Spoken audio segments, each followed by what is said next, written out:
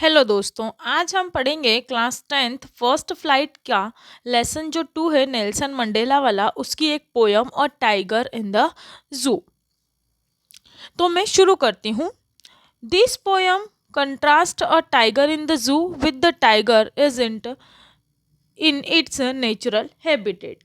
इस कविता में चिड़ियाघर में रहने वाले बाघ का और जंगल में जो अपने प्राकृतिक रूप में रहने वाले बाघ के व्यवहार के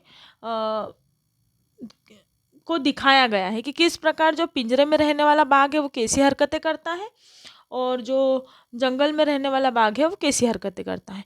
the poem moves from the zoo and the jungle.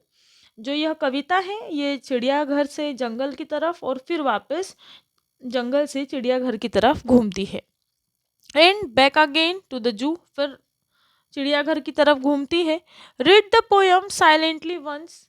एक बार शांति से इस कविता को पढ़िए। And say which stanza speak about the tiger in the zoo. और बताइए कि किस छंद में बाघ चिड़ियाघर में है। And which ones speak about the tiger in the jungle. और किस छंद में बाघ जो है वो जंगल में है।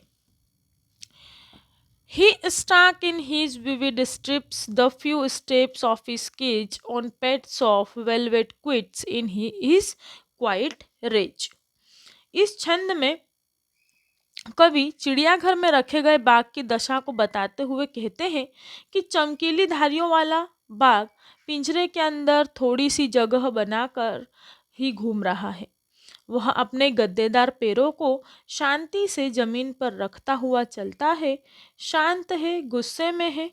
कवि बताना चाहता है कि बंदी बनकर रहना किसी को भी पसंद नहीं होता, चाहे वो जानवर हो चाहे वो क्या हो, इंसान हो। तो ये पहला वाला जो स्टांजा था वो किसके लिए था, जो बाघ पिंजरे में है।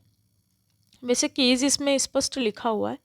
He should be lurking in shadow, sliding through long grass near the water hole where plump deer पास।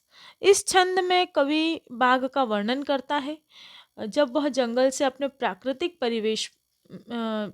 में अपने प्राकृतिक परिवेश में है।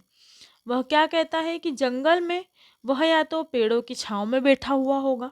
हम चिड़ियाघर में जाते हैं तो वो जो जंगल के अंदर चिड़ियाघर के अंदर पिंजरे बने हुए होते हैं। अब चिड़ियाघर वाले थोड़े अपडेट हो गए तो थोड़ा सा खुला माहौल दे दिया है।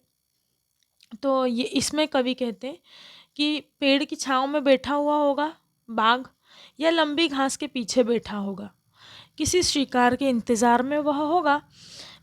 वह नदी या तालाब के पास भी हो सकता है, इस इंतज़ार में कि मोटे ताज़े हिरण पानी पीने आए और वह उनका शिकार कर ले। मतलब इसमें ये वाले स्टैंजा में वो जंगल में है। He should be snarling around houses at the jungle's edge, baring his white fangs, his claws, terrorizing the village. इस छंद में कवि बताते हैं कि बाघ जंगल में दहाड़ रहा होगा या जंगल के छोर पर जो घर बने हैं वहाँ शिकार की तलाश में घूम रहा होगा। जंगल में वह अपने जहर भरे दांत, अपने पंजे दिखाकर ग्रामीणों को डरा रहा होगा। टेरराइजिंग मतलब डराना। कवि बताना चाहता है कि अपने प्राकृतिक जो वास है उसमें शेर कैसा होगा, ये बिल्कुल अ, वो होगा स्वतंत्र। तो इसमें जंगल में है जो शेर है वो। But he locked in a concrete cell, his strength behind the bars, startling the length of his cage, ignoring visitors. कवि इस छंद में फिर चिड़ियाघर में रह रहे बाघ के बारे में कहना चाहता है कि वह सीमेंट की बनी पक्की दीवारों के पीछे पिंजरे में कैद है। अब उसकी जो ताकत होती है वह भी पिंजरे में रहकर खत्म हो जाती है। वह पिंजरे में ही घूमता है, उसे वहाँ इतना नीरस सा लगता है कि अब चिड़ियाघर में आने वाले लोगों को भी वह नहीं देखता। बोले हाँ ठीक है, खड़े हैं बाहर और क्या फालतू। आप भी लोग जब चिड़ियाघर जाते हो तब देखना, शेर वेर अपने पे कोई ध्यान नहीं देता, और इधर से लोग बाग चिल्लाते हैं कि मतलब कुछ कुछ पत्थर मारते हैं, कुछ खुद शेर की ही आवाज़ निकालते हैं। ऐसे तो रोज़ मिल जाएंगे, है ना।